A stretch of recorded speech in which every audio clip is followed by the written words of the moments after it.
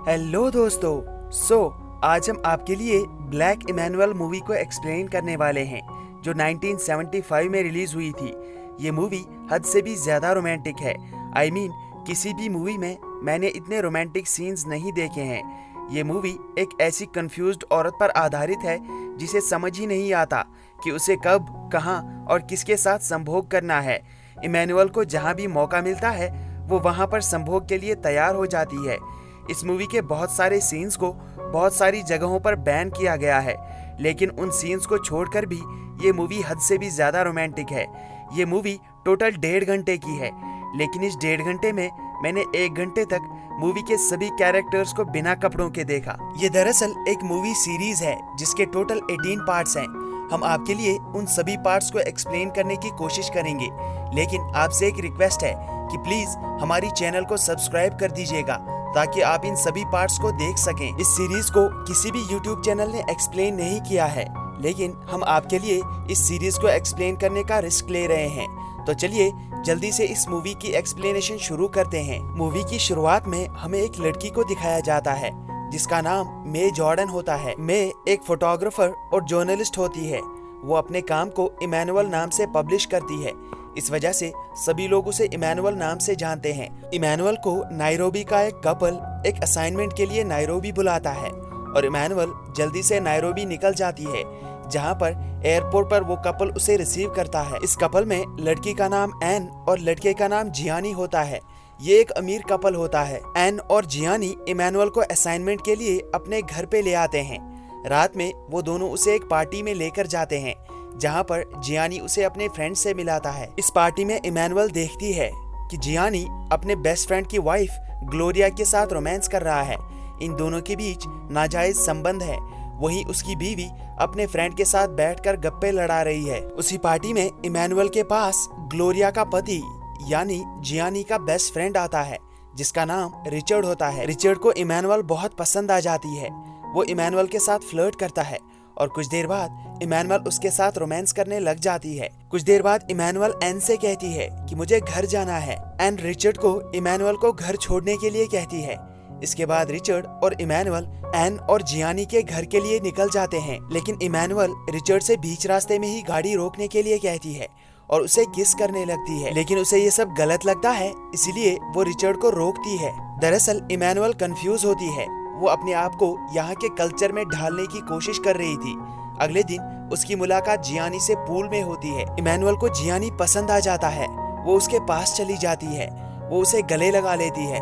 जैसे ही जियानी स्टार्ट होने लगता है तभी इमैनुअल उससे कहती है कि यहाँ पर मैं तुम्हारे साथ कुछ नहीं कर सकती, लेकिन अगर तुम मुझे किसी होटल या अपने किसी फ्रेंड के घर ले चलो तो वहाँ पर हम कुछ भी कर सकते हैं। अगले दिन जियानी और एन अपने सभी दोस्तों और इमैनुअल के साथ एक खंडर में जाते हैं। दरअसल इमैनुअल यहाँ पर अफ्रीकन सिविलाइजेशंस के बारे में रिसर्च करने आई थी। यहाँ पर इमैनुअल बहुत सारी तस्वीरें लेती है और अगले दिन जियानी उसे अपने एक फ्रेंड के घर में ले आता है और यहाँ पर जियानी और इमैनुअल एक दूसरे के साथ संभोग करते हैं। इसके बाद जियानी की वाइफ एन इमैनुअल को एक जेट में राइड के लिए लेकर जाती है और इस राइड के दौरान इमैनुअल बहुत ज्यादा एंजॉय करती है। राइड खत्म होने के बाद एन इमैनुअल को एक जू में ले आती है जहाँ पर इमैनुअल सभी जानवरों की तस्वीरें लेती है।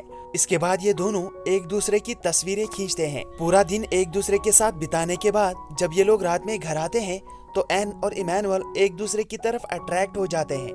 ये दोनों एक दूसरे को किस करने लगते हैं, लेकिन जियानी उन्हें बाहर से देख लेता है। बाद में जब एन जियानी से मिलती है तो जियानी इस बारे में एन से कोई बात नहीं करता। अगले दिन ग्लोरिया जियानी को कॉल करती है।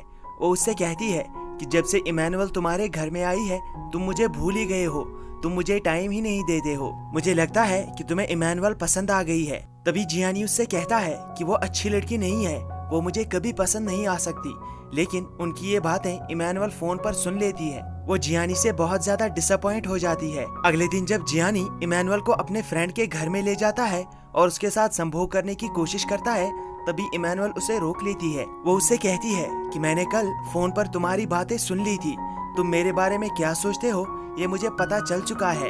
इमैनुअल उस पर गुस्सा होती है और उसके फ्रेंड के घर से भाग जाती है। वो एक अनजान आदमी के साथ लिफ्ट लेकर चली जाती है। इमैनुअल जियानी पर बहुत गुस्सा होती है, इसीलिए वो उस अनजान आदमी के साथ फ्लर्ट करती है। जियानी इमैनुअल का पीछा कर रहा था। वो जब उसकी गाड़ी के पास पहुंचता है तो वो देखता है कि इमैनुअल उस अनजान आदमी के साथ संभोग कर रही है ताकि वो जियानी को जेलस फील करा सके। अगले दिन ये सभी लोग अपने असाइनमेंट के लिए दूसरी जगह पर जाते हैं और इसके लिए वो एक जेट का इस्तेमाल करते हैं। वहाँ पर पहुँचने के बाद इमैनुअल जियानी के पास आती है। वो उससे कहती है कि मुझे कल तुम्हारे साथ ऐसा बिहेव नहीं करना चाहिए था, मैं तुम पर कुछ ज्यादा ही गुस्सा हो गई थी। वो जियानी से माफी मांगती है। इसके बाद जब जियानी और इमैनुअल जियानी के कमरे में संभोग करने के लिए आते हैं तभी वहाँ पर जियानी की वाइफ एन आ जाती है और इमैनुअल जल्दी से वॉशरूम के अंदर छुप जाती है। लेकिन एन को जल्दी पता चल जाता है कि इमैनुअल वॉशरूम के अंदर छुपी हुई है। इमैनुअल बहाना बनाती है कि उसके कमरे में शावर नहीं चल रहा था, इसीलिए वो शावर लेने के लिए जियानी के कमरे में आई। अगले दिन ये सभी लोग जंगल में जाने का फैसला करते हैं। ये एक गाड़ी लेकर जंगल में चले जाते हैं जहाँ पर इन्हें एक कबीला मिलता है। इनके साथ ये लोग बहुत एंजॉय करते हैं। जियानी और इमैनुअल एक दूसरे से प्यार करने लगे थे लेकिन एक दूसरे से इसका इजहार नहीं कर पा रहे थे क्योंकि दोनों को पता होता है कि इसका अंजाम अच्छा नहीं होगा।